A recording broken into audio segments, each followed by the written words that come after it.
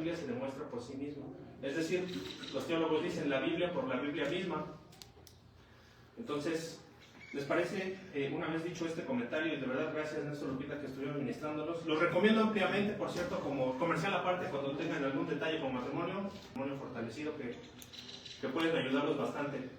Y pues dicho lo anterior, comercial aparte, vamos a orar, vamos a inclinar nuestro rostro para que el Señor tome el control de este estudio, porque nunca es uno, siempre es Dios a través de uno. Padre Jehová, en el nombre de Cristo Jesús y por el poder del Espíritu Santo, te damos las gracias porque el día de hoy permitas que estemos todos aquí.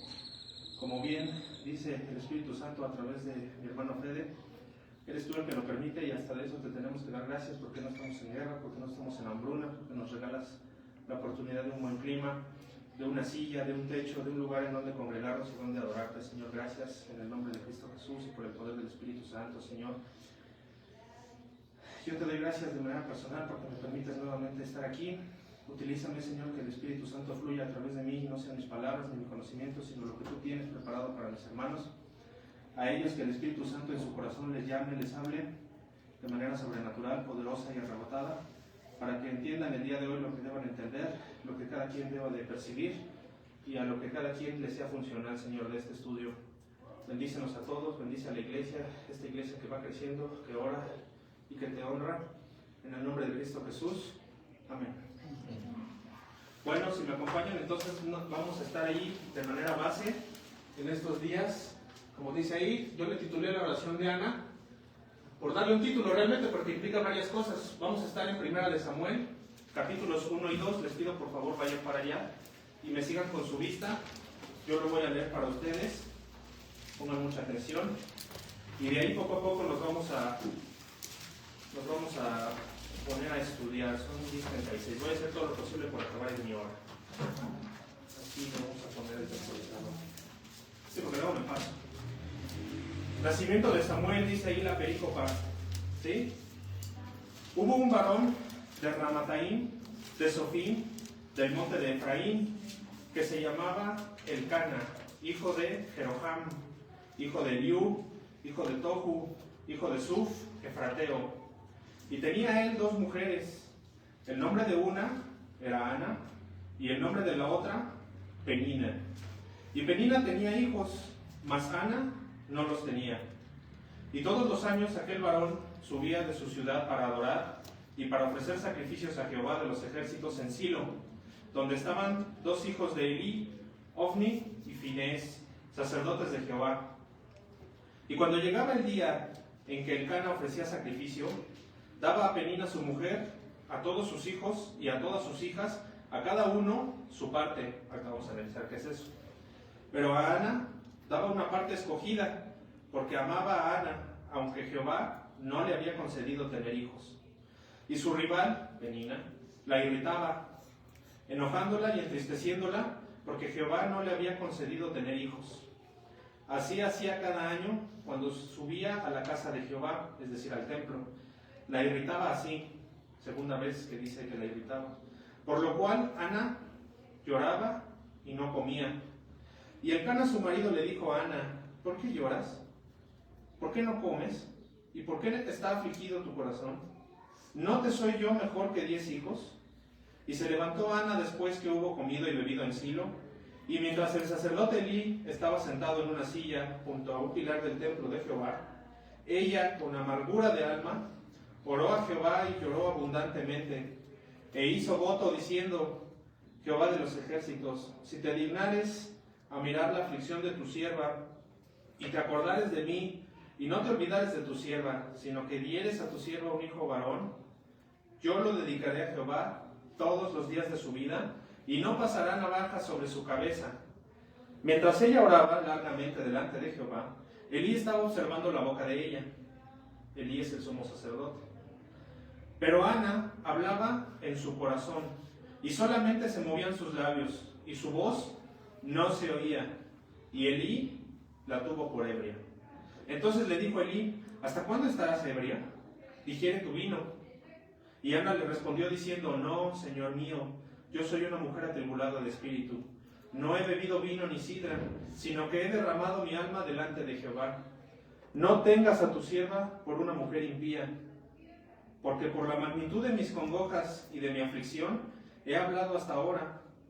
Elí respondió y dijo: ve en paz, y el Dios de Israel te otorga la petición que le has hecho. Y ella dijo: halle tu sierva gracia delante de tus ojos. Y se fue la mujer por su camino, y comió, y no estuvo más triste. Y levantándose de mañana, adoraron delante de Jehová, y volvieron, y fueron a su casa en Ramá. Y Elcana se llevó a Ana su mujer, y Jehová se acordó de ella. Aconteció que al cumplirse el tiempo, después de haber concebido a Ana, dio a luz un hijo, y le puso por nombre Samuel, diciendo: por cuanto lo pedí a Jehová. Por cierto, Samuel, eso es lo que significa. Después subió el varón Elcana con toda su familia para ofrecer a Jehová el sacrificio acostumbrado y su voto. Pero Ana no subió, sino dijo a su marido: yo no subiré hasta que el niño sea destetado, para que lo lleve y sea presentado delante de Jehová y se quede allá para siempre. Y Elcana su marido le respondió: haz lo que bien te parezca, quédate hasta que lo destetes, solamente que cumpla Jehová su palabra. Y se quedó la mujer y crió a su hijo hasta que lo destetó. Después que lo tuvo destetado, lo llevó consigo con 3 becerros, una efa de harina y una vasija de vino, y lo trajo a la casa de Jehová en Silo. Y el niño era pequeño. Y matando el becerro, trajeron el niño a Elí. Y ella dijo: oh Señor mío, vive tu alma, Señor mío.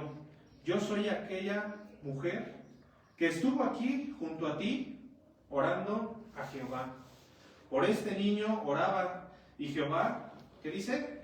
Me dio lo que pedí. Yo pues lo dedico también a Jehová, todos los días que viva será de Jehová. Y adoró allí a Jehová. Y Ana oró y dijo, verso 2, que es el medular que vamos a estudiar: mi corazón se regocija en Jehová, mi poder se exalta en Jehová. Mi boca se ensanchó sobre mis enemigos, por cuanto me alegré en tu salvación. No hay santo como Jehová, porque no hay ninguno fuera de ti, y no hay refugio como el Dios nuestro. No multipliquéis palabras de grandeza y altanería, cesen las palabras arrogantes de vuestra boca, porque el Dios de todo saber es Jehová, y a él toca el pesar las acciones.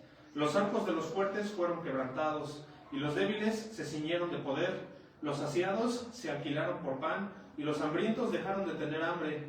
Hasta la estéril ha dado a luz 7, y la que tenía muchos hijos la envidece. Jehová mata y él da vida. Él hace descender al Seol y hace subir. Jehová empobrece y él enriquece. Abate y enaltece. Él levanta del polvo al pobre, y del muladar exalta al menesteroso, para hacerle sentar con príncipes y heredar un sitio de honor. Porque de Jehová son las columnas de la tierra, y él afirmó sobre ellas el mundo. Él guarda los pies de sus santos, mas los impíos perecen en tinieblas. Porque nadie será fuerte por su propia fuerza.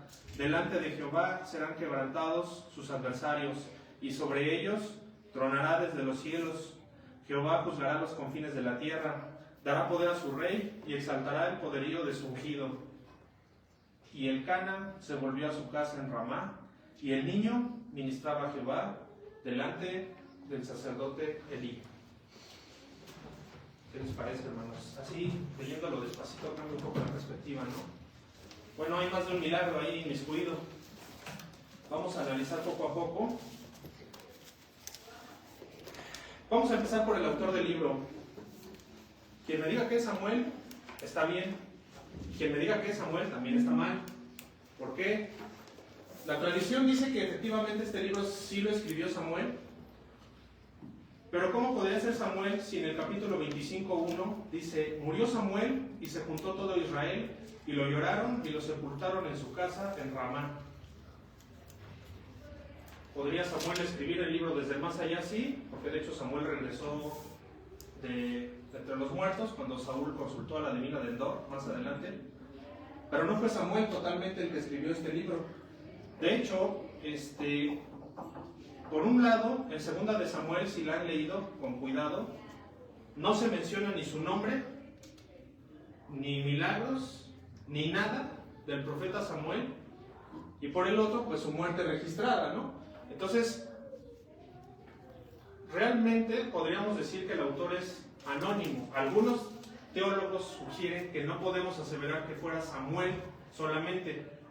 Tal vez la primera parte sí la escribió Samuel en primera persona porque está relatando su propia vida. Y de hecho el estilo literario del libro de Samuel cambia una vez que van avanzando en la lectura. Si ustedes se dan cuenta, el libro de Samuel tiene varios estilos literarios, ahorita lo vamos a ver poco a poco. Pero, ¿quiénes son los autores posibles? Y ahí sí les voy a pedir que lo busquen. Primera de Crónicas 29-29. ¿Quiénes son los autores posibles de la obra de Samuel? Primera de Crónicas 29-29.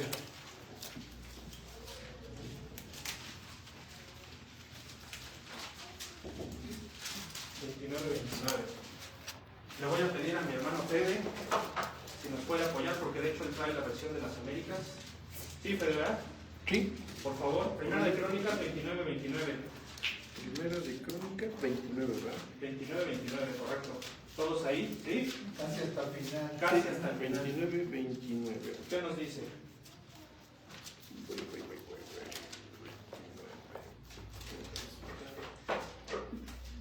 Los hechos del rey David, desde el primero hasta el último, están escritos en las crónicas del vidente Samuel, en las crónicas del profeta Natán y en las crónicas del vidente Gad. Ok, ahora les voy a leer la versión Reina Valera. Y los hechos del rey David, primeros y postreros, están escritos en el libro de las crónicas de Samuel vidente, en las crónicas del profeta Natán y en las crónicas de Gad vidente. Entonces, ¿quiénes son los tres autores posibles de Samuel? Samuel mismo, Natán y Gad. De hecho, Natán es quien reprende a David, ¿se acuerdan? Después de su pecado con Betsabé. ¿Y cómo podría haber sabido Samuel que eso estaba pasando si ya estaba muerto? Pues no sabía. Pero Natán en primera persona está relatando la historia. Y más adelante, Gad. Y se compagina con Primera de Crónicas 29-29. Entonces, aunque muchos teólogos lo consideran anónimo, yo soy de los que piensa que, según Primera de Crónicas 29-29, y precisamente por el principio de que la Biblia se demuestra a sí misma, estos son los autores reales, probables, muy altamente probables, de Samuel. Entonces, ¿por qué se llama Samuel? Bueno, la tradición judía, más o menos por el siglo VI después de Cristo, tuvo a bien el conseguir todos los libros que tenían a la mano sobrevivientes después de una diáspora, que ustedes ya conocen esa historia, que se llamaba el Talmud babilónico. ¿Se acuerdan? Alguna vez más o menos lo expliqué cuando vimos el por qué se dividió la Iglesia Católica de la cristiana. ¿Se acuerdan que les hice una línea cronológica? Bueno, pues en ese Talmud babilónico, Samuel originalmente era un solo libro. No era Primera y Segunda de Samuel. Y como la mayor parte de Primera de Samuel sí está Samuel vivo, es el que más relata, se le puso Samuel. Pero no es que Samuel fuera el autor, sino que era la referencia principal para todos los libros. Después, ¿qué pasó? El rabinato lo consideraba como un libro no solo del profeta Samuel, sino que después, en el tardío clásico del cristianismo, se dividió en dos libros, porque se notó que Natán fue autor mayormente del segundo libro, y se consideró incluso en algún momento durante ese tiempo del canon el ponerle como libro de Natán, no como segunda de Samuel. O sea, sí va a ser la división y poner, esto lo escribió Samuel, esto lo escribió Natán.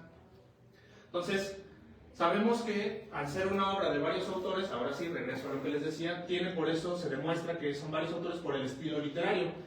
Si lo quieren anotar, se divide en estas divisiones. Primero, oración, como lo acabamos de ver en Primera de Samuel 2, del 1 al 10. Luego, como poesía, en Primera de Samuel, del 15, 22 al 23. Historia corta, del 1 al 28. Obituario, en Primera de Samuel 25:1. ¿Por qué obituario? Porque ahí es en donde se está relatando cómo murió Samuel y las condolencias que hizo el pueblo después. Se considera el estilo literario obituario. ¿Saben lo que es un obituario, no? ¿Han visto los periódicos? Cuando se muere alguien importante en los periódicos o en las redes sociales aparece una imagen que dice: el Instituto Politécnico Nacional lamenta el sensible fallecimiento de fulano de tal, estamos con su familia y tal. Antiguamente, hoy lo digo en redes sociales, pero antiguamente, los que estamos un poco más grandes, eso como era, no era en Facebook, era en el Facebook público, que era el periódico.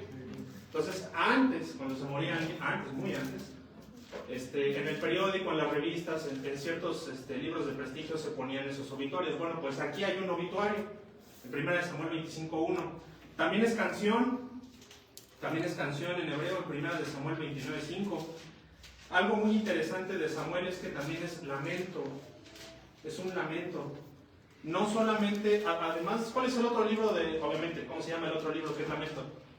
Lamentaciones. Entonces solo hay dos libros que contienen lamento como tal, que es Lamentaciones y Primera de Samuel, del 1:17 al 27 y del 3:33 al 34.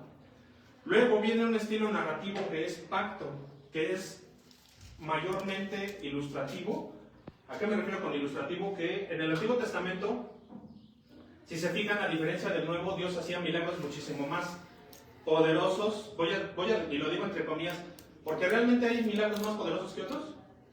No, todos los milagros son, porque Dios es el mismo ayer, hoy y siempre.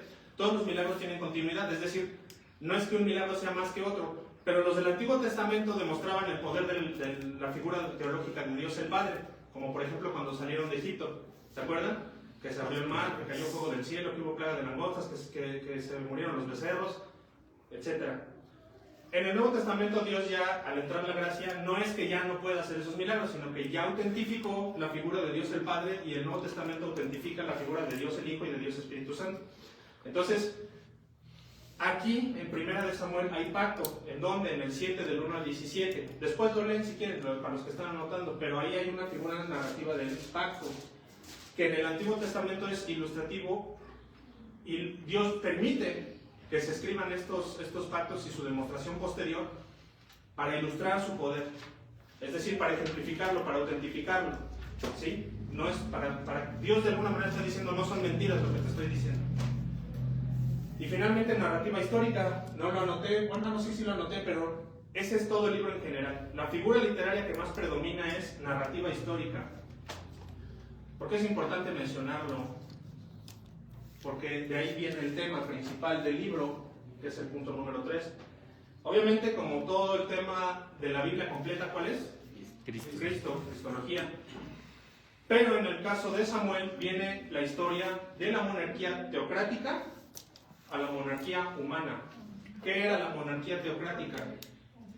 Antes de que hubiera reyes en Israel, porque en este libro es en donde se instauran los reyes humanos en Israel, había un solo rey. ¿Quién era?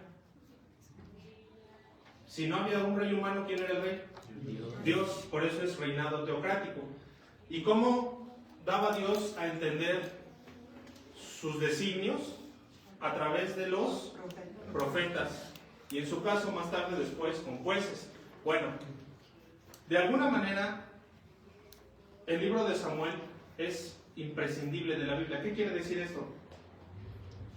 Si ustedes quitan de la Biblia el libro de Samuel, Primera y Segunda de Samuel, fíjense lo que les voy a decir. Si ustedes quitan de la Biblia Primera y Segunda de Samuel, a la Biblia le quitan la brújula. ¿Por qué? Porque si no estuviera este proceso de la monarquía teocrática a la humana, ¿cómo demostraríamos más tarde que Jesucristo es rey hombre, que tiene promesas a partir de Samuel, y que es rey también Dios, 100% Dios, 100% hombre? Si tú sustraes esta historia de la transición del mandato de Dios directo a los hombres al mandato de los hombres por los hombres mismos, quitas la parte del reinado de David. Y si ya no es rey David, o si los cristianos no supiéramos qué pasó o cómo llegó a ser David rey, ni de qué cosas lo salvó Dios, como el pecado con Betsabé, la Biblia perdería un poco la brújula. Dios por eso no lo permitió, por eso es libro canónico. Pero así de importante es Samuel, al punto al que voy es esto, así de importante es el libro de Samuel. ¿Por qué? Porque ese es su propósito, cumplir las promesas de un rey sobre Israel que al final tendría reinado eterno. ¿Quién es? Cristo. Este libro relata el proceso en el cual inician los sucesos necesarios para la llegada final del Hijo de David, el Rey hombre Jesús Cristo prometido desde Génesis. Entonces, definitivamente que Samuel pues es bastante importante, ¿no? Ahora, vamos al siguiente punto. Ya entrando en materia de lo que leímos, la genealogía de los personajes, como vieron, no está muy difícil de entender, de todas maneras ahí los puse. Jeroham tuvo un hijo que era Elcana, y Elcana se casó con dos mujeres, Penina y Ana. Penina era irritante y Ana era sumisa, y Elcana era un mal marido. ¿Por qué? ¿Cómo sabemos esto? Vamos a regresar tantito ahí a su texto base, Primera de Samuel. en el 1:8, ¿qué dice? Y el Cana, su marido, le dijo a Ana, ¿por qué lloras? Como si no supiera. ¿Por qué no comes? ¿Y por qué está afligido tu corazón? Y fíjense lo que le dice. ¿No te soy yo mejor que 10 hijos? Era un maridazo, ¿no? ¿Saben qué pasa? Que todavía hasta nuestros días hay maridazos, ese es el problema. ¿Cuántos, fíjense, levanten la mano las señoritas que todavía no están casadas? Señoritas. O bueno, aunque estén chiquitas. ¿Y cuántos hombres hay de su edad? Volten a ver. Uno, allá. El único. ¿Y dónde están los hombres? Los de nuestra edad. Se están preparando en el seminario seguramente, ¿no? Están haciendo ejercicio para ser hombres fortalecidos físicamente y llevar la casa. O son unos ingenierazos para tener un buen trabajo. No, están roncando en su cama. Pues desde siempre ha habido Elcanas, que ya incluso casados no tienen la madurez para tratar a sus esposas, precisamente porque no se preparan. ¿Sí lo ven? Y es una crisis que ha venido arrastrándose desde siempre, ¿eh? No es algo novedoso. Entonces, aquí se demuestra en este pedacito que Elcana no era el mejor de los maridos, y todavía con un poco de orgullo dice, ¿qué no te soy yo mejor que 10 hijos? Obviamente su esposa, ¿qué creen que sintió? Pues no era la respuesta que ella estaba buscando, ¿no? ¿Qué debió, en el deber ser, qué hubiera dicho Elcana? Es más, ¿quién hubiera tenido que hacer votos y quién hubiera tenido que orar y presentar ofrendas? Elcana. ¿Pero por qué Elcana no lo hacía? Porque ya tenía, ¿qué? Hijos, pues ahí le daba igual, ¿no? Porque últimamente, pues si Ana no está pariendo, pues tengo otra mujer. ¿Eso qué demuestra? Una dureza tremenda de parte del Elcana. Por eso lo puse así, parecería una tontería, pero es interesante. Entonces, Samuel es el hijo primogénito de Ana, del Elcana, y obviamente con el paso del tiempo Dios conforta a Ana, porque aunque la historia ya no la vuelve a mencionar, ella como madre viendo cómo ministraba, y después, ¿qué dice la misma Biblia más adelante aquí en Samuel? Que todo el pueblo de Israel lo tenía por vidente y lo tenía por profeta y lo tenía en alta estima, al grado de que por eso le solicitaron a él, que hablaba directamente con Dios, que se entrevistara para pedir un rey. O sea, verdaderamente Samuel era un hombre poderoso delante del pueblo, prácticamente era una especie de rey, una maqueta de un rey. ¿Sí lo ven? ¿Sí lo alcanzan a percibir? ¿Por qué? Porque él tenía esa autoridad, no por nombramiento, pero sí por ministerio de ley. Entonces, ¿qué pensaba Ana, su madre, de ver a su hijo en ese triunfo, en ese éxito, en las cosas de Dios? Pues obviamente el Señor le concedió la oportunidad de pasar de un muy mal sabor de boca a pasar a un excelente sabor de boca, ¿no? Es un contraste bastante fuerte, porque aunque, insisto, ya no lo menciona, pero es lógico, en virtud de que seguía viva, porque la Biblia no registra su muerte inmediata, que alcanzó a ver los milagros y los prodigios que hizo Samuel en vida, y el nombramiento de un propio rey en Israel. Entonces, Ana, estéril, aunque dice la Biblia que Elcana la amaba, empezó a afligirse porque Penina, pues, como decimos en México, le estaba cargando la mano, ¿no? Entonces, esto de la mano, pues sí. ¿Cuál era el asunto o por qué? Voy a plantearlo de esta manera. ¿Por qué era tanta la aflicción que sentía Ana? ¿Realmente era nada más porque no tenía hijos? No. Hay una motivación bíblica por la cual verdaderamente le pesaba. Porque en el Antiguo Testamento los judíos eran tan duros que una mujer estéril se consideraba maldita. No porque Dios lo hubiera dicho, sino porque tergiversaron unos escritos que están, y síganme, Números 5, del 11 al 13. Números 5, del 11 al 13. Y de hecho lo voy a poner aquí, no lo puse.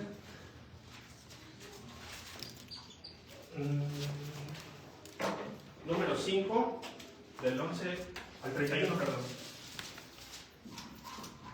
Números 5, del 11 al 31. Néstor, ¿me ayudas? Sí. ¿Qué dice? Bueno, deja que termine. Números 5, del 11 al 31. Fíjense lo que les estoy diciendo, el contexto es este, pónganme atención. Dios nunca lo dijo, que una mujer estéril estaba maldita. Pero por lo que Néstor va a leer ahorita, se sobreentendía entre los judíos y los estudiosos que una mujer que no paría estaba maldita de Dios. ¿Qué dice? Dice, también Jehová habló a Moisés, diciendo, habla a los hijos de Israel y diles, si la mujer de alguno se descarriare y le fuere infiel, y alguno cohabitare con ella, y su marido no le hubiese visto por haberse ella amancillado ocultamente, ni hubiere testigo contra ella, ni ella hubiere sido sorprendida en el acto, si viniere sobre él espíritu de celos, y tuviere celos de su mujer, habiéndose ella amancillado, o viniere sobre él espíritu de celos, y tuviere celos de su mujer, no habiéndose ella amancillado, entonces el marido traerá a su mujer al sacerdote, y con ella traerá su ofrenda, la 10ª parte de una efa de harina de cebada. No echará sobre ella aceite, ni pondrá sobre ella incienso, porque es ofrenda de celos, ofrenda recordativa que trae a la memoria el pecado. Y el sacerdote hará que ella se acerque y se ponga delante de Jehová. Luego tomará el sacerdote del agua santa en un vaso del barro. Tomará también el sacerdote del polvo que hubiere en el suelo del tabernáculo y lo echará en el agua. Y hará el sacerdote estar en pie a la mujer delante de Jehová, y descubrirá la cabeza de la mujer y pondrá sobre sus manos la ofrenda recordativa, que es la ofrenda de celos, y el sacerdote tendrá en la mano las aguas amargas que acarreen maldición. Y el sacerdote le conjugará y le dirá, si ninguno ha dormido contigo y si no te has apartado de tu marido a inmundicia, libre seas de estas aguas amargas que traen maldición.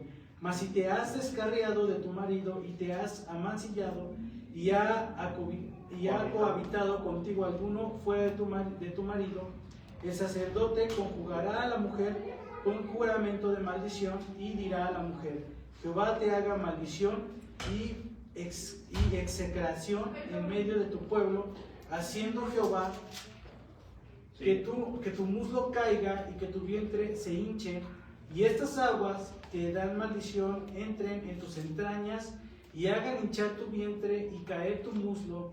Y la mujer dirá, amén, amén. El sacerdote escribirá estas maldiciones en un libro y las borrará con las aguas amargas, y dará a beber a la mujer las aguas amargas que trae maldición, y las aguas que obran maldición entrarán en ella para amargar. Después el sacerdote tomará de la mano de la mujer la ofrenda de los celos, y la mecerá delante de Jehová, y la ofrecerá delante del altar. Y tomará el sacerdote un puñado de la ofrenda en memoria de ella, y lo quemará sobre el altar. Y después dará a beber las aguas a la mujer, le dará pues a beber las aguas, y si fuere inmunda y hubiere sido infiel a su marido, las aguas que obran maldición entrarán en ella para amargar, y su vientre se hinchará y caerá su muslo, y la mujer será maldición en medio de su pueblo. Fíjense, en el que sigue, en el 28, ahí está. Era necesario leerlo todo para que supieran cuál era la motivación, pero vean, el 28 es el meollo de todo esto y por qué la aflicción de Ana. Adelante. Mas si la mujer no fuere inmunda, sino que estuviere limpia, ella será libre y será fecunda. Exacto. Esta es la ley de los celos, cuando la mujer cometiere infidelidad contra su marido y se amancillare, o del marido sobre el cual pasare espíritu de celos, y tuviera celos de su mujer, la presentará entonces delante de Jehová, y el sacerdote ejecutará en ella toda esta ley. El hombre será libre de iniquidad y la mujer llevará su pecado. Correcto. Entonces, entre los judíos, tradicionalmente desde Números, la mujer que no podía tener hijos era una mujer bajo maldición. Entonces, antiguamente no se podía tampoco acercar un hombre a una mujer que ya era casada sin el permiso previo del marido. ¿Sabían eso? Porque era una cantidad de respeto muy elevada la que se tenía. Todavía, de hecho, hay en algunas divisiones más ortodoxas del judaísmo esa parte en la que la mujer verdaderamente no se acerca a nadie que no sea el marido, hombre. Entonces, nadie tenía la delicadeza de preguntarle a la gente si era esterilidad por mera enfermedad o por maldición. Y como el ser humano es bien bonito, seguramente pensaban que era lo primero, ¿no? Que era por enfermedad. Nadie pensaba que era por maldición. No, todo lo contrario. El ser humano, ¿cómo es? Es cruel, y generalmente los seres humanos damos por hecho a veces lo peor. Y digo danos porque a mí me ha pasado también, para que me... O sea, a veces dices, ay, es que al hermano le pasa esto, pero ha de estar en pecado. Los mismos, ¿se acuerdan de Job? Los amigos de Job, ¿qué fueron y le dijeron? ¿Que era justo? No. ¿Qué fue? La mayor parte del libro de Job, ¿qué son? Los amigos reclamándole a Job. Todo lo que pudo ser, ¿no? ¿Qué fue? Lo que pudo ser, lo que provocó su desgracia. Bueno, pues algo similar pasaba con Ana. Nadie se le acercaba a preguntarle el porqué de su esterilidad. Pero lo más probable es que todo el mundo diera por hecho que era por maldición. Porque nadie se le acercaba. Y nadie tenía la delicadeza de ayudarla ahora tampoco, ni su propio marido. Entonces, ¿cómo no iba a estar amarga? Porque dice la Biblia que estaba amargada. ¿Cómo no iba a estar amarga si ella sola estaba cargando con el peso de no tener hijos? ¿Sí se dan cuenta? Porque no era cualquier cosa. Salmo 127, del 3 al 5, yo se los leo. He aquí, herencia de Jehová son los hijos, cosa de gran estima el fruto del vientre. Como saetas en mano del valiente, así son los hijos habidos en la juventud. Bienaventurado el hombre que llenó su aljaba de ellos, no será avergonzado cuando hablare con los enemigos en la puerta. Salmo 127, del 3 al 5, quien guste anotarlo. Como saetas en mano del valiente. ¿Qué es una saeta? Una flecha, una lanza, exactamente. Entonces, un hombre valiente de guerra de esos tiempos, con un montón de armas en mano, podía matar a cualquiera. Algo similar pasa con los que tenían muchos hijos en ese tiempo. Porque imagínense tener 10 varones, que mi papá hubiera tenido 10 de mi tamaño. Pues si viene un vecino a hacérsela de a todos, vamos a salir 10 de mi tamaño y le vamos a decir, ¿qué pasó, no? Y como dice aquí, no será avergonzado cuando hablare con los enemigos en la puerta. Pues no, hay 10 gorilas atrás de él, pues nada más tiene 2, pero... Entonces, claro que era una congoja, porque aparte en esos años no existía otro entretenimiento, ¿no? ¿Qué era lo mejor que podía esperar también una mujer en esos años? ¿Se han puesto a pensar? Eran prácticamente, casi no se les consideraba, por poquito los judíos no consideraban a sus mujeres como personas, ¿eh? Se oye gacho, pero por poquito la mujer era algo poco más que un ser amado, o sea, casi era una mascota, y se oye gacho, pero en el Antiguo Testamento en muchas ocasiones hemos visto, si han tenido la delicadeza de leer con cuidado el Antiguo Testamento, la mujer estaba muy vejada, o sea, mal, porque no son instrucciones que nunca dio el Señor, pero por la dureza del corazón del varón y porque el ser, particularmente el hombre, es muy, por mera naturaleza biológica, es muy duro, fueron tratando cada vez más mal a las mujeres hasta que llegó un punto en el que ya pasamos la historia de Samuel, el marido es tan orgulloso que le decía a la mujer, pues si yo te soy mejor que 10 hijos. ¿Sí lo ven? ¿Sí lo alcanzan a percibir? Entonces, sobre de eso, la otra esposa le estaba dice y dice, pues es que tú no sirves ni para lo que estás, porque prácticamente una esposa nada más estaba para parir, esa era toda su felicidad. Ustedes pónganse a pensar por un momento, realmente qué poco a gusto estaba Ana todos los días. Pues claro que no comía, claro que estaba amargada. Ahora, no es la única que estaba estéril. ¿Se acuerdan de Sara, esposa de Abraham? En ambos casos fue por un propósito divino. Para cumplir profecía. No podía ser de otra manera, el primero de Samuel. No podía ser de otra manera, si no, no había profecía. Génesis 17, del 1 al 9. Vayan para allá, yo se los leo, pero vayan. Fíjense, ¿por qué está conectada Sara, la estéril, con Ana, la estéril? Hablando de reyes. A Abraham, ¿qué se le dijo? Que haría descendencia grande y sería de Abraham de quien saldría rey para Israel. ¿Se acuerdan? Y de otra estéril iba a salir el sacerdote que iba a nombrar a ese rey de Israel. Vamos ahí a Génesis 17, del 1 al 9. Era Abraham de edad de 99 años cuando le apareció Jehová y le dijo, fíjense, yo soy el Dios Todopoderoso, anda delante de mí y sé perfecto. No le preguntó, no le dijo si quería. Anda delante de mí y sé perfecto. Y pondré mi pacto entre mí y ti y te multiplicaré en gran manera. Entonces Abraham se postró sobre su rostro y Dios habló con él diciendo, he aquí mi pacto es contigo y serás padre de muchedumbre de gentes y no se llamará más tu nombre Abraham, sino que será tu nombre Abraham, porque te he puesto por padre de muchedumbre de gentes. Fíjense, y te multiplicaré en gran manera y haré naciones de ti. ¿Y qué? Reyes saldrán de ti. Y no cualquier rey, dice el 7, y estableceré mi pacto entre mí y ti y tu descendencia después de ti, en generaciones por pacto perpetuo para ser tu Dios, y el de tu descendencia después de ti, y te daré a ti y a tu descendencia después de ti la tierra que moras, toda la tierra de Canaán en heredad perpetua, y seré el Dios de ellos. Dijo de nuevo Abraham: en cuanto a ti, guardarás mi pacto tú y tu descendencia después de ti por tus generaciones. Entonces, de Ana saldría el profeta, y el profeta sería quien ungiría a David. ¿Sí lo ven? Estableciendo el trono humano sobre el cual gobernaría Cristo en el mundo de los hombres en el milenio.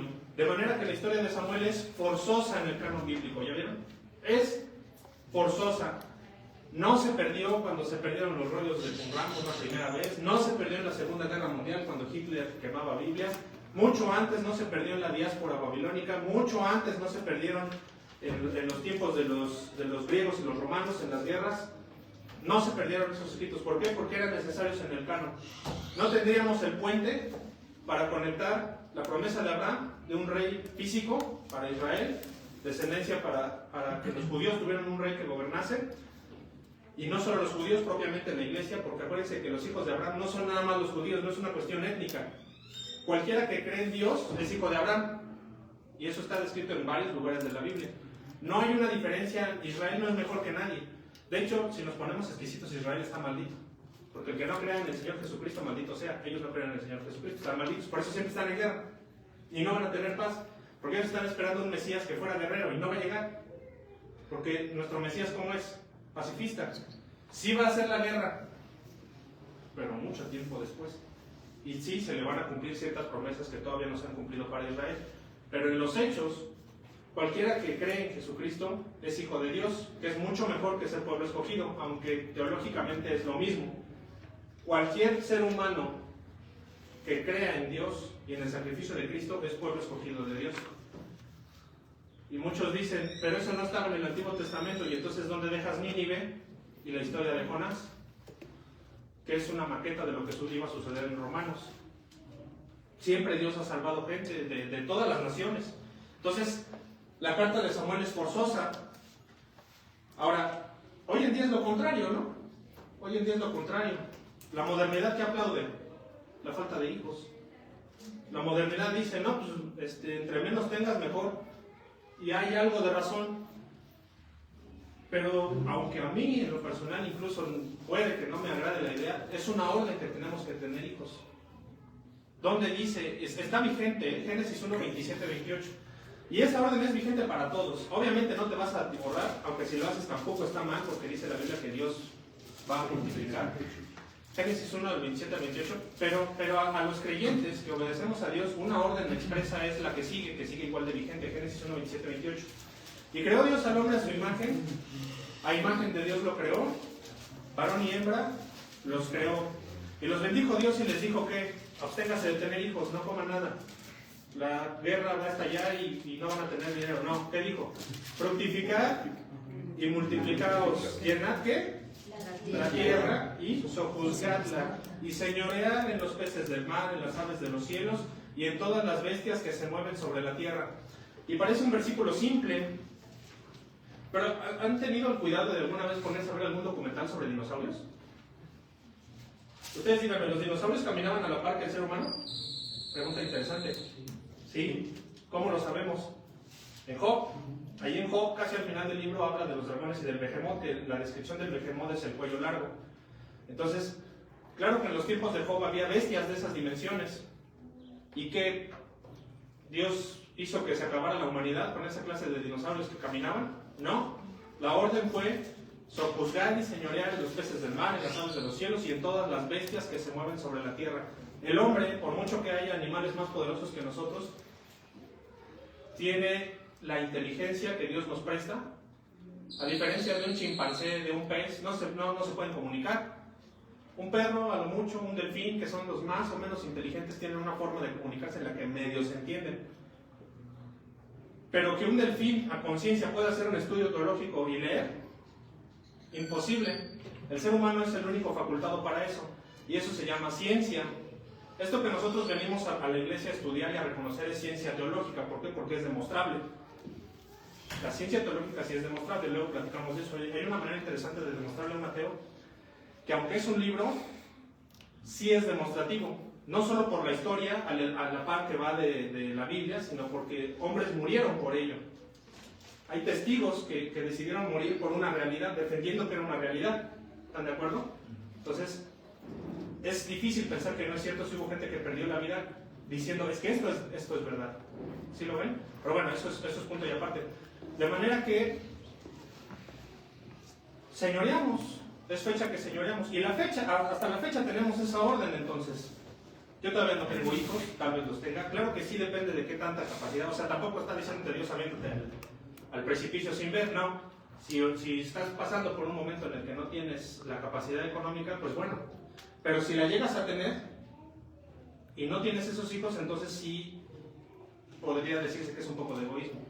Luego platicamos de eso, pero estamos pasando por encimita de lo que estamos viendo ahorita, ¿no?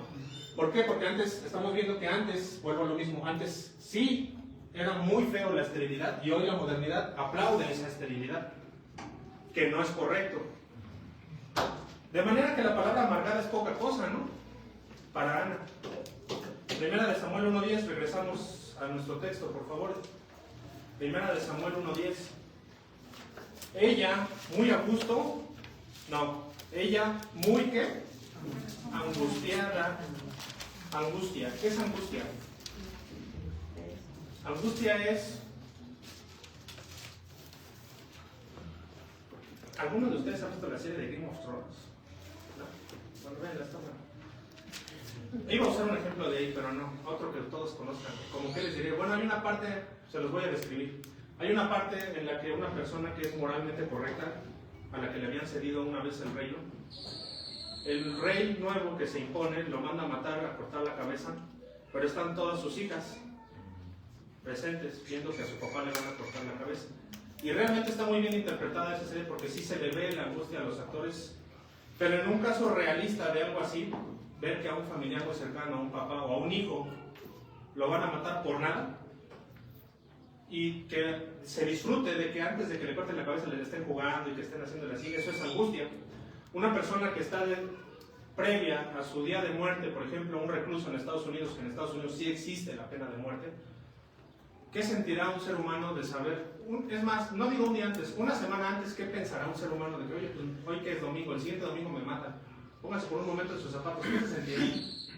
Decir, oye, pues ya me van a matar, y 5 días antes, y 3 días antes, y 24 horas antes, ya mañana ya no estás respirando.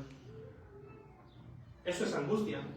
Pues la Biblia dice aquí de Ana, 1 Samuel 1:10, ella no angustiada, muy angustiada, oraba al Señor y lloraba amargamente.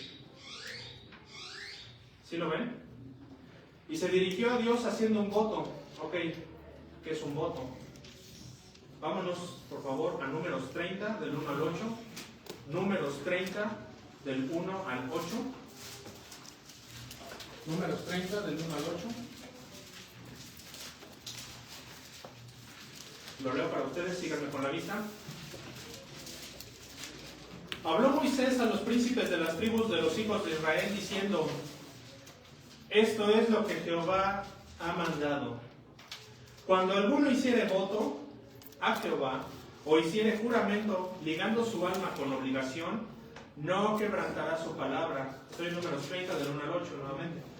No quebrantará su palabra, sino hará conforme a todo lo que salió de su boca. Mas la mujer, fíjense en esto, mas la mujer, cuando hiciere voto a Jehová y se ligare con obligación en casa de su padre en su juventud, si su padre oyere su voto y la obligación con que ligó su alma, y su padre callare a ello, todos los votos de ella serán firmes, y toda obligación con que hubiere ligado su alma, firme será. Mas si su padre le vedare el día que oyere todos sus votos y sus obligaciones con que ella hubiere ligado su alma, no serán firmes, y Jehová la perdonará, por cuanto su padre se lo vedó. ¿Qué es vedar? Prohibir. Pero si fuere casada, que es el caso de Ana, e hiciere votos, o pronunciare de sus labios cosa con que ella obligue su alma, fíjense, si su marido le oyere y cuando lo oyere callare a ello, es decir, ya oí que hizo un voto medio loco, pero no le voy a decir nada, si no dice nada el marido, los votos de ella, ¿qué? Serán firmes, y la obligación con que ligó su alma, firme será. Entonces, en este caso leímos, aquí volvemos a nuestro texto base, 1 de Samuel, que ella hizo el voto, y la oyó el Cana, y el Cana, ¿qué le dijo?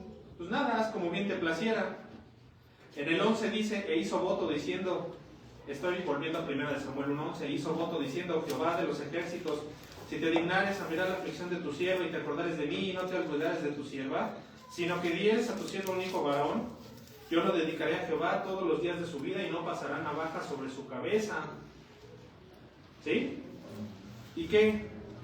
Más adelante, en el 20, en el 19, y levantándose de mañana adoraron delante de Jehová, y volvieron y fueron a su casa en Ramá, y ahí viene lo importante, y el Cana se llegó a Ana su mujer, y Jehová se acordó de ella. Es decir, en ese ínter, el Cana ya sabía del voto, no se lo prohibió. Más adelante, ¿se acuerdan que leímos que decía, haz como bien te pareciere? Entonces, como está escrito ahí en Números 30, del 1 al 4, fue firme, ¿sí? No había forma de echarse para atrás. Entonces, ¿qué función tienen los votos a Dios? Que si Dios cumple lo que uno quiere, uno también tiene que cumplir lo que prometió a Dios. Es todo un estudio, no lo vamos a ver, ahorita estamos viendo la grandes rasgos. ¿Son válidos todavía? Sí, sí son válidos. Los votos matrimoniales. Por ejemplo, es a lo que iba. Hay votos matrimoniales, ni modo de echarse para atrás, ¿no? Cuando uno se casa, hace votos en frente de un ministro, llámese pastor, llámese diácono. ¿Y qué le dice de frente a su esposa? Yo te voy a amar cuando estés bien, cuando estés mal, en la pureza, en la dureza. Esos son votos. Votos, mejor traducido como promesa, vamos a decir, juramento, de hecho sería mejor traducción, juramento. Estoy jurando que voy a hacer esto. ¿Y te puedes echar para atrás? Para el mundo sí, pero bíblicamente, si no hay una razón teológica de poder, no te puedes echar para atrás, porque aparte hiciste el voto delante de Dios, y es igual de firme. Y Dios va a cumplir en tu matrimonio en bendecirlo si tú cumples en tu matrimonio en también poner de tu parte, ¿no? Ahí es más que nada dedicado al varón, más que a la mujer. Entonces, fíjense algo interesante, no fue cualquier voto tampoco. ¿Se fijaron que dice, no pasará navaja sobre su cabeza? ¿Sí lo observaron? A eso se le llama voto de nazareato. Algunos lo saben, otros tal vez no. ¿Qué es el voto de nazareato? Vamos a Números 6 del 1 al 5, si quieren solo anótenlo y yo se los leo. Números 6 del 1 al 5, pero en particular voy a leer el 6.5. Número 6 del 1 al 5, yo voy a leer el 6.5, que es la médula. Todo el tiempo del voto de su nazareato no pasará navaja sobre su cabeza, hasta que sean cumplidos los días de su apartamiento a Jehová, será santo, dejará crecer su cabello. Registrados en la Biblia de manera importante, había otros 3 que tenían voto de nazareato. Sansón, que es la historia, creo yo, más conocida, el hombre más fuerte que ha pisado esta tierra. Juan Bautista, y lo que poca gente sabe, Pablo Apóstol. Voy a pedirle ¿a quién? Ya pasó Fede, ya pasó Néstor, a Víctor. Víctor, ¿me ayudas con Jueces 13.5? Claro. Y mientras, Lucas del 1 al 15, Pastor, ¿me apoya? Sí. Lucas 1.15, que es el nazareato de Juan Bautista. Y en particular de Pablo Apóstol, lo voy a leer yo, que es el 18.18. De Hechos. Adelante, Víctor. Entonces, Sansón en Jueces 13.5. Juan Bautista en Lucas del 1 al 15. Y Pablo Apóstol en Hechos 18.18.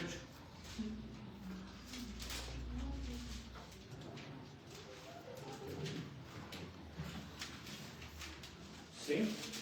13.5, ¿verdad? ¿Correcto? Jueces 13.5, que es el voto de Sansón. Pues he aquí que concebirás y darás a luz un hijo, y navaja no pasará sobre su cabeza, porque el niño será nazareo. Nazareo. Exactamente. Entonces, Sansón tenía voto de nazareato, y su fuerza no provenía del ejercicio, sino de que él se dejara crecer el cabello. ¿Sí? Vámonos con Juan Bautista, pastor, Lucas 1:15. Dice, porque será grande delante de Dios, no beberá vino ni sidra, y será lleno del Espíritu Santo, aún desde el vientre de su madre. Correcto. Entonces, beber vino, ahorita como vimos en número 6, también estaba prohibido, por así decirlo. En el 6:4 dice, todo el tiempo de su nazareato, de todo lo que hacen de la vid, desde los granillos hasta el ollejo, no comerá. O sea, tenían prohibido también el vino. Y finalmente me voy a Hechos 18:18, que es Pablo apóstol. Mas Pablo, habiéndose detenido aún muchos días allí, después se despidió de los hermanos y navegó a Siria, y con él, ¿quién? Priscila y Aquila, habiéndose rapado la cabeza en Cencrea, porque tenía hecho ¿qué? Voto. Tenía. Como ya era apóstol, ¿era necesario? ¿Por qué no? Bueno, ahorita lo vamos a descubrir. Porque ¿qué finalidad tenía el voto de Nazareato? Fíjense lo que les voy a decir. Poder tener la oportunidad de tener una vida y consagración similar a la que vivían los sacerdotes escogidos por Dios. ¿Quiénes eran? Los levitas. Samuel, o sea, varias veces se mencionó que era ¿de dónde? De Efrata. Entonces, ¿qué quiere decir? Que él no era levita. Entonces, ¿él podía ser sacerdote? No, porque no era de Leví. Igual que su padre, Efrateo. Pero como Ana lo hizo voto ella para entregárselo al Señor, para poder vivir una vida como la de un sacerdote, hizo un voto de nazareato.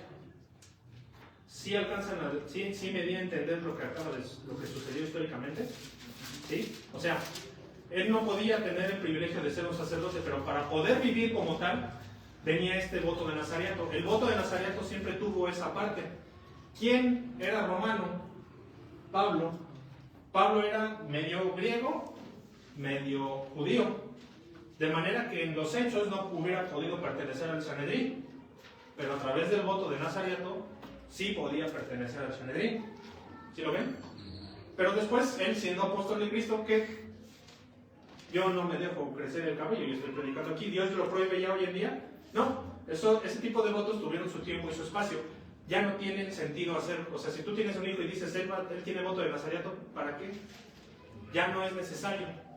De hecho, todo lo contrario. La libertad en Cristo te permite vivir correctamente en los estatutos de Dios, pero sin tampoco echar por la borda todo lo que es bueno dentro del mundo. Desde ver una película, desde echarte una cerveza tal vez de vez en cuando. ¿Por qué? ¿Eso te va a matar? ¿Eso te hace pecar? Pues no. Claro, estamos en búsqueda de la santidad. La libertad en Cristo, y siempre lo hemos mencionado, no es un permiso para el libertinaje. La libertad en Cristo es eso. Libertad sin perder de vista que somos esclavos de Cristo. O sea, no hagas cosas malas que parezcan buenas, ni cosas buenas que parezcan malas. Trata a los demás como te gustaría que te trataran. Entonces, tu libertad cristiana acaba donde empieza la libertad cristiana del otro hermano, y en donde ya lo puedes ofender. ¿Y qué es ofender? Hay gente que se ofende porque un cristiano se toma una cerveza. No te la tomas, porque está respetando la libertad en Cristo del otro hermano. ¿Sí lo ven? Sí. Hay hermanos que a las mujeres no les gusta que traigan falda a la iglesia.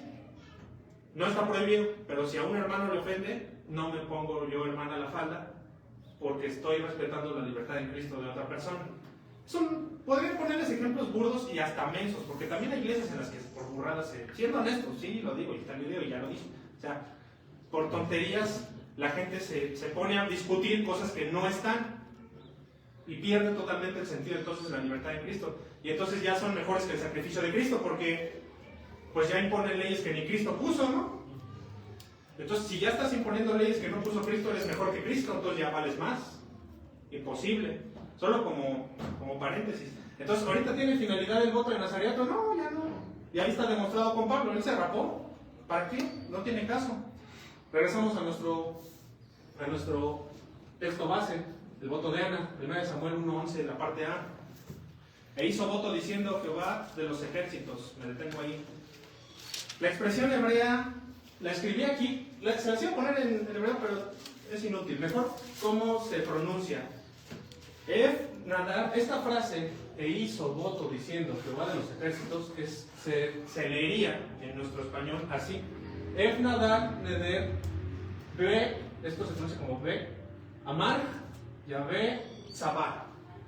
Y en español, bueno, esta es la primera ocasión en todo el Antiguo Testamento, escuchen lo que les digo, esta es la primera ocasión en el Antiguo Testamento en la que se usa este término.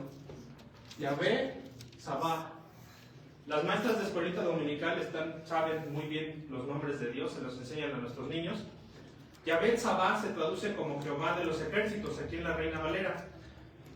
Pero en el resto del Antiguo Testamento previo utilizan la palabra Elohim, o Boreolam, que es Elohim, Dios, Boreolam, el Eterno. ¿Por qué aquí Ana utilizaría Yahvé Sabá? ¿Por qué escogería esas palabras? Bueno, la palabra Sabá se traduce en nuestro español de hoy más bien como hueste. ¿Saben lo que es una hueste? Una cantidad fuerte de guerreros, vamos a decir. Un ejército grande es una hueste. Entonces, Ana estaba diciendo Jehová de las huestes. Otra posible traducción de Tzabá, según se conjugue en el hebreo, es guerra. Puede también traducirse como guerra. Podría decirse que es Jehová de la guerra. ¿Sí lo ven? Jehová de las huestes. Que se oye un poco incluso más fuerte que Jehová de los ejércitos. Va por ahí la connotación, pero sí cambia. ¿Por qué? Porque en esta oración Ana estaba diciendo que Dios gobernaba tanto en ángeles como en hombres. Jehová de las huestes, Jehová de la guerra. Entonces, este voto estaba reconociendo dominio. Para los judíos, como ya leímos, hay espíritus, que son las emociones, pero para los judíos eran espíritus. Ella tenía espíritu de infertilidad, ¿sí lo ven? Entonces se estaba refiriendo a Dios como el que gobernaba sobre ese espíritu de infertilidad, Jehová de las huestes, es decir, el que rige sobre los ángeles y demonios. Entonces, Jehová de la guerra. Si te dignares y mirares a tu sierva, y le vuelve a decir Jehová de los ejércitos. ¿Por qué es importante? ¿Se fijan cómo en detalles tan burdos y chiquitos hay una diferencia al leer las cosas de la Biblia? Porque bien pudo decir, como todos los judíos, Elohim, y Dios hubiera preferido que se quedara la palabra Elohim, o Boreolam, el Eterno, que es como se venía refiriendo en el Antiguo Testamento antes de este libro, a Dios. Pero ella escoge Yahvé Sabá. ¿Sí lo ven? Porque su aflicción venía de ser infértil, y la infertilidad en su momento se consideraba un espíritu. Como lo vimos ahorita también en el marido, los celos se consideraban un espíritu. Lo leímos en Números, el espíritu de celos. No es que sea un espíritu, es una emoción, pero antes los judíos pues no sabían diferenciar entre una cosa y otra, ¿no? No existía la ciencia como hoy, que ya sabemos dividir entre un dolor natural por un golpe. O sea, a ti te puede doler la espalda por un golpe, y te puede doler la espalda por estrés, pero ya sabemos hoy en día que hay un origen diferente de ambas cosas. Antiguamente no. Entre los judíos no existía la medicina, como hoy la reconocemos, las ramas de la medicina que diferencian el origen de una cosa de otra. Entonces era un espíritu, ¿sí lo ven? Y que hasta cierto punto, aunque no es un espíritu, de todas maneras Dios rige sobre el cuerpo humano. Entonces Dios rige sobre la infertilidad de la mujer. Sigue siendo la misma connotación, finalmente Dios gobierna. Entonces es igual de válido. Entonces, dos palabras clave en esta frasecita son nadar y neder. Neder es promesa o juramento, más que voto, la traducción es esta. Y nadar es hacer o ejecutar. Entonces, hizo voto, es nadar, neder. Y ejecutó un juramento, podríamos decir, con palabras más firmes. Ejecutó un juramento. Ana ejecutó un juramento. Ya era tanta la aflicción, era tanta la amargura, era tanto el estrés, que de plano ejecutó un juramento. O sea, de plano dijo, esto es así. Y entonces, ¿por qué no comía? Versículo 7, tantito atrás. Así hacía cada año cuando subía a la casa de Jehová, la irritaba así, por lo cual Ana lloraba y no comía. Hay dos vertientes.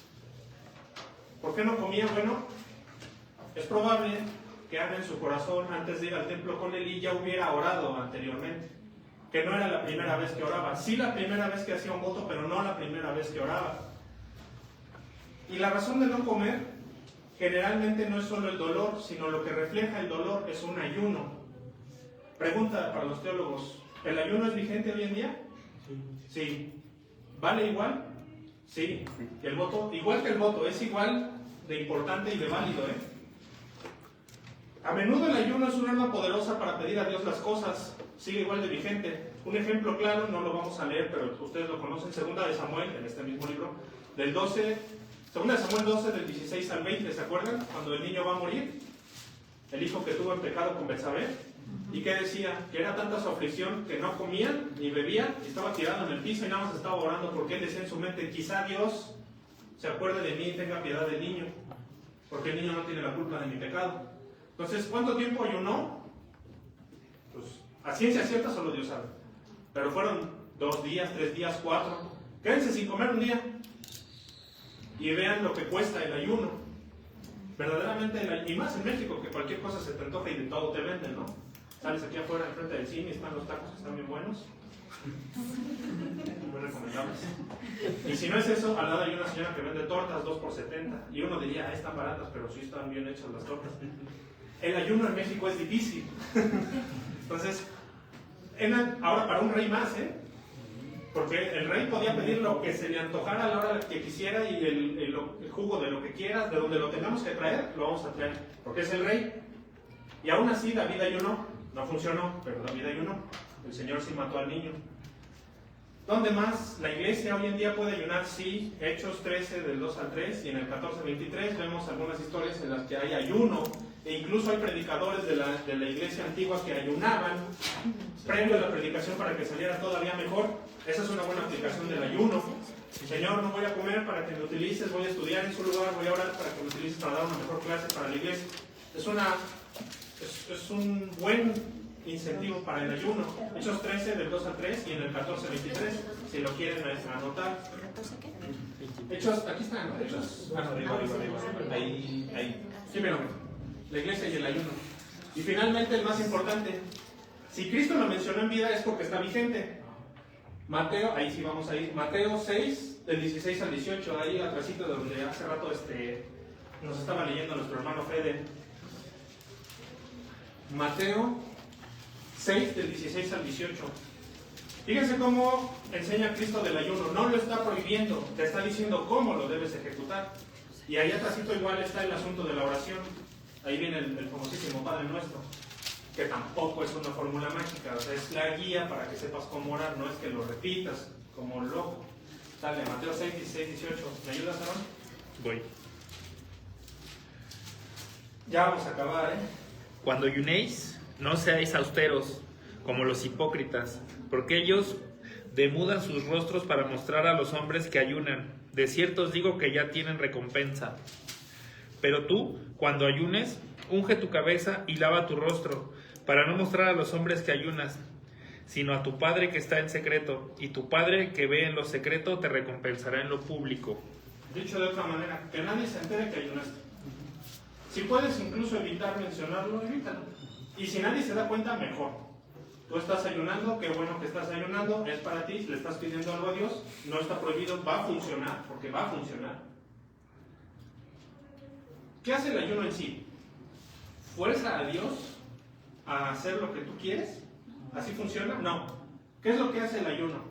Te hace pensar con más claridad y acercarte más a Dios, te da la oportunidad de tener el tiempo de orar. La idea del ayuno también es que a la par que no estás comiendo, estés usando ese tiempo para orar, para estudiar. Y eso te puede ayudar a demostrarte la voluntad directiva de Dios y ver si se compagina con la voluntad que tú tienes. Que generalmente así es para el cristiano, lo he mencionado muchas veces en el púlpito. ¿Por qué? ¿Cuál es el principio bíblico? De Jehová es la mente. Hemos hablado de la mayordomía. Y Dios pone el querer como el hacer en el corazón de los hombres. Este versículo solo aplica para los creyentes. Si Dios pone el querer como el hacer en el corazón de los hombres, en otro salmo dice que Jehová cumplirá en los deseos de tu corazón. Si pones primero en Jehová tus caminos. ¿Y qué es poner en Jehová tus caminos? Estar pensando constantemente y meditando en la Biblia. Y si eres una persona que está meditando en la Biblia, lo lógico es que tus pensamientos vayan encaminados a lo que Dios quiere. Entonces, claro que se van a cumplir porque es algo que Dios ya implantó en tu corazón. No es que Él va a cumplir tus caprichos, sino que Él va a implantar sus deseos en ti para que tú los ejecutes. Porque si ya lo pensaste, ¿qué falta para que lo ejecutes? Generalmente cuando el ser humano ya lo tiene en la cabeza es porque ya nada más falta el querer hacerlo. Otra vez, cuando el ser humano ya tiene algo en la cabeza, ya nada más falta el empujón de hacerlo. Por eso la tentación y el pecado tienen una misma connotación importante, porque si ya estás pensando en hacer el mal también, igual ya nada más falta el empujón. Es lo mismo, ¿de acuerdo? Y estoy a 1 minuto. Les digo que por eso son sagas. Todavía no entramos ni a la oración de Ana, ¿eh? Estamos en el contexto. ¿Les puedo robar 5 minutos? 5 minutos nada más. 5 minutos, pastor. ¿Sí? Está bien, está bien. Volvemos a nuestro texto base, en 1 de Samuel 1, del 12 al 14. Mientras ella oraba, Ana, largamente delante de Jehová, o sea, no era una oración, gracias Señor por nuestras bendiciones a los alimentos, multiplícalos, llévalo un plato de comer que no lo tienen. No. Largamente delante de Jehová. Sí, porque hay creyentes, yo he oído luego, fíjense algo curioso, una mala anécdota. No voy a decir nombres, pero un maestrazo, que yo lo considero un maestrazo del seminario, pero de un seminario. Yo digo del seminario, puede ser cualquiera. Luego dan unas clases que ya nada más, gracias Señor, te damos por esto y lo otro, y están jugando, están ahí, y gracias Señor, y lo otro, y bendice el culto, y esto y lo otro, y el respeto a Dios. O sea, ya lo hace el mecánico. Y tú los ves y ok, sí se va a aventar una clasesota y lo que tú quieras, pero yo en lo personal siento que debe haber un respeto en la oración. Yo no me hallo orando moviéndome, o sea, guardando mis cosas, no sé, con una paleta, yo siento, no es bíblico, sí es bíblico y no a la vez, o sea, debe haber una reverencia al Señor, porque si es Dios, nuestro Dios, la teoría dice que debe haber esa reverencia, porque es Dios. La grandeza de Dios es difícil de reconocer para la mente humana porque para nosotros todo está en plano. O sea, nosotros vemos este plano finito, X, Y, Z. Yo les recomiendo ampliamente cómo dimensionas a Dios. Échense algunos documentales de pronto sobre el espacio. Y vean la inmensidad de nebulosas, vean la inmensidad de estrellas, de soles que hay ahí flotando en la nada, la potencia necesaria, la fuerza necesaria, la física y la química que hay detrás de eso tan impresionante allá en el cosmos. Y nosotros somos una cosa minúscula. Acuérdense que yo di clases de física, nada más para que se den una idea. Si el planeta Tierra tuviera... ¿Han visto las moscas ya grandes? Y ven que tienen ojos redondos. Del tamaño del ojo de la mosca, si pudiéramos hacer que la Tierra se hiciera de ese tamaño para entender de qué tamaño es la Vía Láctea, el ojito de la mosca, ese rojo que tiene, siendo la Tierra, la Vía Láctea sería del tamaño de Estados Unidos, la galaxia en la que estamos nosotros, para que se den una idea. Me parece que son, si la memoria no me falla como maestro de física, que soy 1.8 millones de años luz, es decir, si pudiéramos viajar a 300.000 kilómetros por segundo, que es la velocidad de la luz, nos tardaríamos 1.8 millones de años, casi 2 millones de años, en atravesar la Vía Láctea de punta a punta, solo nuestra galaxia. Pero hay una infinidad de galaxias, y todas las sostiene Dios por una orden, como dice aquí Ana, tú pusiste las columnas de la tierra. Con su palabra, aquí te quedas. Dice la Biblia también en Job que le puso cerrojo al mar. O sea, y le dijo, hasta aquí y no pasará el orgullo de tus olas. O sea, Dios le puso límite al mar. Por su pura palabra, no lo castigó nada más. Dios dijo, así es, y así se va a quedar. Entonces, el ser humano no dimensiona esa potencia. Es difícil para nuestra mente. ¿Mande? Y esa reverencia. Y esa reverencia, a lo que voy es esto, esa reverencia que al orar, pues no te estás meneando, porque te estás dirigiendo al que tiene el cosmos así. Como si tuviéramos nosotros una pelotita aquí. Para Dios es así, el cosmos, que para nosotros es infinito, no tiene límite. Pero para Dios, en algún lugar, sí tiene límite. Porque es el segundo cielo, ni siquiera es su morada. Si eso se nos hace infinito, el tercer cielo, que ese sí es infinito, no lo captamos. No lo captamos. Entonces, claro que hay que acercarse a hacer votos con el que sí puede hacer las cosas, ¿no? Entonces, regreso, mientras ella oraba largamente delante de Jehová, Elí estaba observando la boca de ella, pero Ana hablaba en su corazón y solamente se movían sus labios y su voz, ¿qué? No se oía. Y Elí la tuvo por ebria. Entonces le dijo Elí, ¿hasta cuándo estarás ebria? Digiere tu vino. Ok, Romanos 8:26, no lo busquen, yo se los voy a leer. Y lanzo una pregunta. ¿Escucha Dios las oraciones que no dices o las que son sin decirlas? Sí. Claro. ¿Qué dice Romanos 8:26? Y de igual manera el Espíritu nos ayuda en nuestra debilidad. Pues ¿qué hemos de pedir como conviene? No lo sabemos, pero el Espíritu mismo intercede por nosotros con gemidos indecibles. Voy a leer una versión transliterada del griego, o sea, en un español perfectamente transliterado. ¿Qué es la transliteración? Tal cual como viene en griego al español. Pongan mucha atención cómo quedaría ese mismo versículo. Fíjense, de igual manera, el Espíritu nos ayuda en nuestra debilidad, porque no sabemos orar como es debido, pero el Espíritu Santo ruega a Dios por nosotros los sollozos que no pueden expresarse con palabras. Esa sería una transliteración. Los sollozos que no pueden expresarse con palabras. Puede ser que en algún momento tu prueba sea tan fuerte que te desesperas y estás orando, pero no te sale nada. No te sale nada.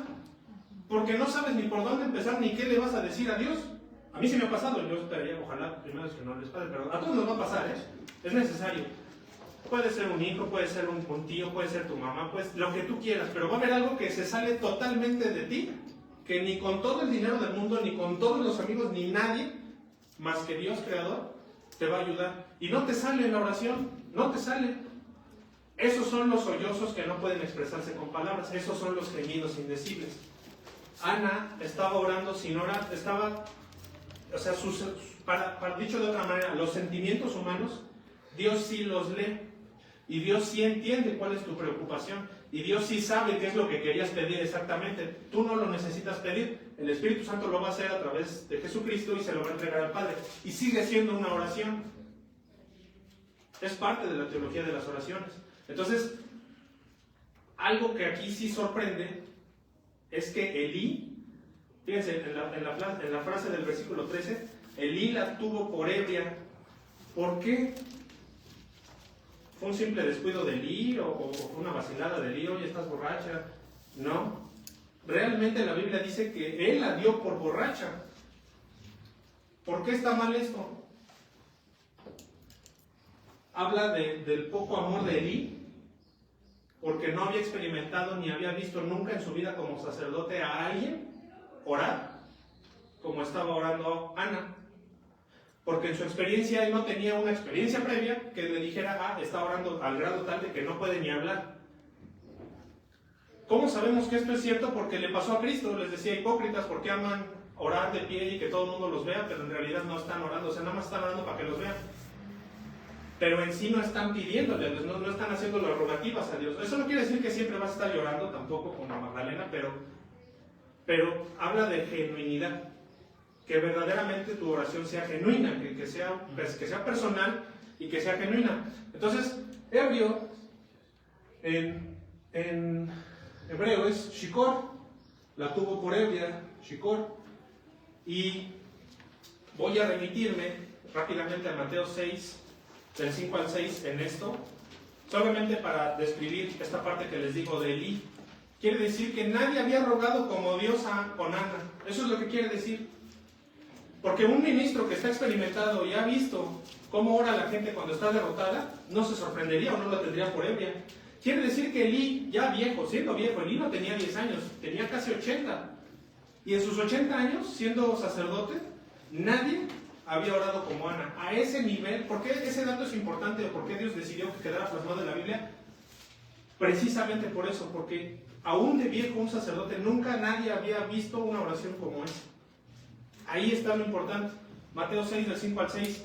Y cuando ores, no seas como los hipócritas, es decir, Dios ya los tenía identificados, a la mayoría de los judíos. Porque ellos, ¿qué? Aman el orar en pie en las sinagogas y en las esquinas de las calles para ser vistos de los hombres.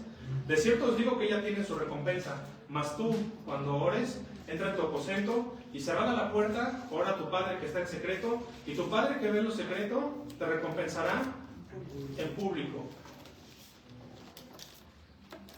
Claro, lo anterior no choca con la oración de la iglesia, O sea, en la iglesia sí podemos orar, no porque queramos ser vistos de los hombres, sino porque la oración de la iglesia es diferente. Ya leyeron lo que les dio el pastor hace 3 semanas, ¿no? De la oración en la iglesia, está muy bueno. Y si no lo han leído, ya nos amenazó con un examen, entonces leanlo otra vez. Entonces, para Elí, no solo era un regaño, al revés, no solo era una observación, no era una vacilada, sino que también era un regaño. Porque quien iba a orar en el tabernáculo se moría. ¿Sabían eso? Quien iba a orar en el tabernáculo borracho, se moría. ¿Y cuánto más los sacerdotes. No lo busquen, yo se los leo, Levítico 10:9. Tú y tus hijos contigo no beberéis vino ni sidra cuando entréis en el tabernáculo de reunión, para que no muráis. Estatuto perpetuo será para vuestras generaciones. El que oraba borracho o el que estaba en el tabernáculo borracho le costaba la vida. Por eso Elí la regaña, pensando que estaba borracho. Elí también no se justifica, pero por el otro lado él como sacerdote pensaba, si yo dejo que ella siga orando se va a morir aquí. Y es un mal ejemplo para todos los demás también. Entonces, sin embargo, como le dice en el número 16, no tengas a tu sierva por una mujer impía. Y con esto voy a terminar. Mujer impía está mal traducido en la Reina Valera y en la de las Américas. En hebreo dice mujer impía, no tengas por mujer impía es Bat Belial, que en realidad se traduce como hija de Belial. Esta es la traducción real, solamente que se oía muy fea y Casiodoro de Reina dijo mujer impía, pero no es mujer impía, está mal la traducción. La traducción es hija de Belial. ¿Por qué ese término se utiliza? Bueno, ahí mismo, si están en Primera de Samuel 2, vayan ahí en el 2.12, ahí adelantito, es en la misma hoja, 2.12. Dice, los hijos de Elí eran hombres que impíos, también está mal traducido, se vuelve a utilizar lo mismo, Bat, Belial, y no tenían conocimiento de Dios. Hijos de Belial, también los llama como hijos de Belial. Es curioso que se haya utilizado esto, que Samuel haya escrito que eran hijos de Belial. ¿Quién es Belial? Según la tradición judeocristiana, esto es un comentario, no es para que investiguen, no es para nada. Hay un libro que es el Ars Goetia, que es un libro medieval que se llama El arte de la brujería, que en realidad sale o emana como comentario del Grimorio del siglo XVII, que es Lemegenton Clavicula Salomonis, mejor conocido como la llave menor de Salomón. Y a Belial se le describe tal cual, el rey del infierno, a menudo bello y elocuente, pero traicionero. ¿Por qué tengo que mencionar la llave menor de Salomón? Porque es un libro que data de los mismos tiempos de Samuel. Entonces, el demonio más conocido en ese tiempo era Belial, era la manera en la que se le conocía al diablo. ¿Sí lo ven? De hecho, Salomón escribió libros de demonolatría en donde se refería precisamente, por eso es la clave menor de Salomón, de esos años, de esos tiempos, Belial era el diablo. ¿Sí? Entonces, no era Belial, era el término como más anterior, fue Baal Zebú, señor de las moscas. Baal, que es igual, el diablo, Zebú, que hoy en día llega como Beelzebú. ¿Sí lo ven? ¿Por qué es importante? Porque compagina, eso demuestra que el libro es correcto históricamente, porque en esos tiempos de esos hombres que escribían incluso demonolatría, compaginaban los términos judíos con su tradición de ellos mundana. ¿Sí me explico? O sea, la historia estaba a la par de lo que estaba sucediendo en la Biblia. Es decir, no choca el término con lo que se utilizaba en el tiempo. Si hubiera utilizado aquí la palabra diablo o algo, ahí es en donde hubieran venido problemas, en donde hubieran dicho, bueno, se está refiriendo al diablo como diablo, que es el engañador, y eso ya vino mucho después. Entonces se podría poner en tela de juicio el tiempo en el que se escribió Samuel. Y entonces ya podrían refutar y decir, es que nada más por un detalle como ese, que en ese tiempo al diablo no se le conocía así, no se escribió ese libro en ese tiempo, por lo tanto es falso. Pero no, como sí se está refiriendo como Bat Belial, esta palabra, Belial, que sí es el término en el que se le conocía al diablo, sabemos que históricamente Samuel también está en el tiempo en el que sí verdaderamente estaban los tiempos de los reyes en el que el diablo era Belial. ¿Sí me expliqué? Muy bien. Bueno, entonces, no tengas a tu sierva por hija de Satán, prácticamente le estaba diciendo.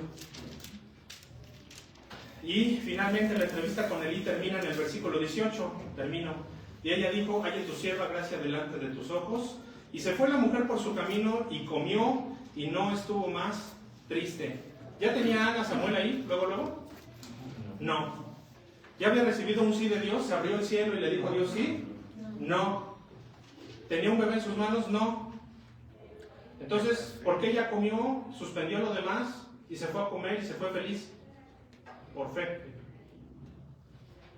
Ella dijo, yo ya le pedí a Dios, ya hice voto, Elí ya me dio buenas noticias y me dijo el mismo sacerdote que Dios de Israel haga conforme tú quieres. Lo que pasó en el corazón de Ana, todavía ni siquiera tenía sexo con el Cana, porque es más adelante cuando dice que se allega, cuando ella ya sabía que iba a suceder. Ella ya creía, ella ya, después de su oración, ¿qué produce el ayuno, el voto y la oración? La fe. ¿Por qué? Porque tú dices, yo ya hice lo que humanamente me tocaba, que era pedirle a Dios. Entonces yo ya sé que Dios me va a responder. ¿Qué queda para nosotros como conclusión, iglesia? Como dice en Hebreos 11:1, es pues la fe, la certeza de lo que se espera, la convicción de lo que no se ve. La iglesia tiene peticiones, y a mí me ha pasado, y doy testimonio de ello, de que cuando la iglesia ora, Dios contesta, y casi siempre es de inmediato. Y eso que no nos ponemos como iglesia a ayunar, y que no hacemos votos, o sea, simplemente la oración de la iglesia es que es como está escrito, y sostengo, y se los he dicho y se los vuelvo a decir, porque somos la iglesia. Le dijo Cristo a Pedro, lo que ates en la tierra, se ata en el cielo, y lo que desates en el cielo, se desata en la tierra. Pero no se lo estaba diciendo a Pedro. El contexto inmediato es, le dice, aquí tú eres Pedro, Cefas, la piedra, y sobre esta piedra construiré la iglesia. No se estaba refiriendo a Pedro, se estaba refiriendo a la acción de Cristo en su sacrificio para que a través de Pedro, las predicaciones de Pedro formaran la iglesia. Entonces es igual de vigente para la iglesia lo que ate. No era Pedro el que iba a atar y a desatar, no es Pedro el que tiene las llaves de la iglesia, es la iglesia, no es Pedro el que tiene las llaves del cielo, sino la iglesia la que tiene las llaves del cielo. Pero eso de las llaves del cielo no es que vamos a cambiar la voluntad de Dios, sino que la iglesia, que es la novia de Cristo, no le niega nada, porque el sacrificio de Cristo, como está escrito, fue perfecto. Eso está allá en Apocalipsis. Entonces, cuando tú vienes a la iglesia y le pides al pastor, a Néstor, a los diáconos, a Fede, a Víctor, oigan, anótenme, necesito pedir esto en la iglesia. Y tenemos testimonios. Hace poquito Néstor pedía por la vida de alguien y Dios lo salvó, pero así a una orden, porque como dice Ana en su oración, Dios es quien puso las columnas de la tierra. Y si Dios puso las columnas de la tierra, pues más te puso columna a ti, la columna vertebral, o sea, todo lo que tú eres, Dios lo conjuga. Tú no le das la orden a tu cerebro, tú no piensas, palpita. ¿Tú le dices al corazón que palpite? No. ¿Tú te dices a ti mismo que respires? No. ¿Tú te dices a ti mismo que tus células se regeneren? No. Ni siquiera tu cuerpo te pertenece. Incluso tu cuerpo lo está manteniendo Dios sin que se lo pidas, porque de Dios son las columnas de la tierra. Ana lo sabía, y con esto concluyo el primer estudio, porque no hemos entrado a la oración.